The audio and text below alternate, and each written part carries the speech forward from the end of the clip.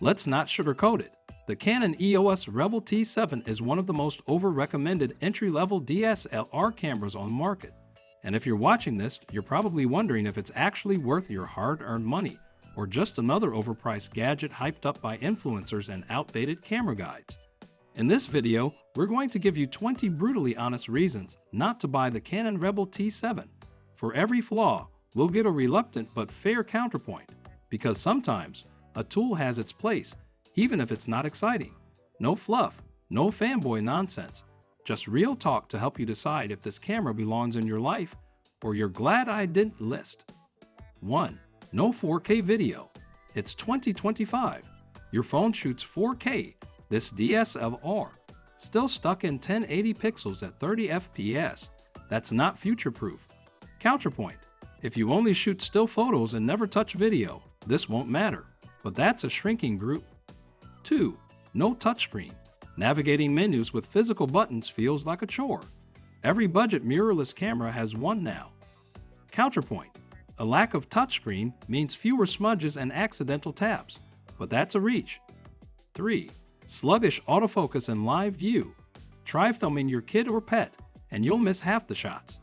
Counterpoint. Through the optical viewfinder, autofocus is better, but that only helps if you shoot old school. 4. No mic input. If you're thinking of vlogging, forget it. You're stuck with tinny internal audio. Counterpoint. If you only shoot B-roll or silent events, this might not be a deal breaker.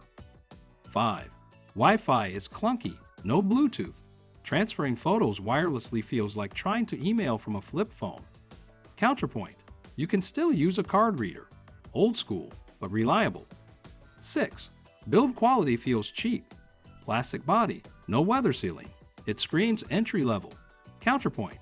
It's not intimidating for beginners. Fair enough. 7.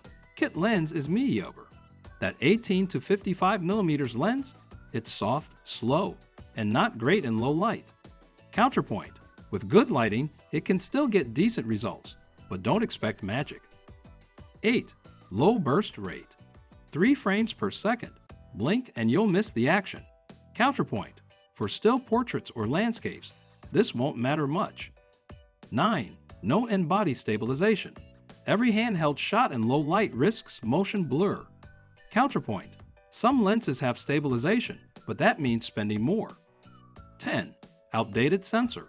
It uses an 18-megapixel sensor that's been around forever. Decent, but nothing exciting. Counterpoint. Still better than most phones in terms of depth and sharpness. 11. No USB charging. You'll need to carry the chunky wall charger. Forget charging on the go. Counterpoint. Battery life is okay, so this may only be a hassle on long trips. 12. No articulating screen. Shooting from tricky angles or vlogging, not happening. Counterpoint. If you're always behind the camera, a fixed screen might not bug you. 13. Menu system is clunky. New users will find it confusing. Canon hasn't updated the interface in ages. Counterpoint. Once you learn it, it's consistent across Canon bodies. That's something. 14. Poor low light performance. Crank the ISO and you get mushy noise. Counterpoint. With proper lighting, results can still be clean, but that's asking for controlled environments. 15. No sensor cleaning system. Get ready to see dust specks in your photos unless you buy a kit and clean it yourself. Counterpoint. Professional DSLR cameras used to be the same.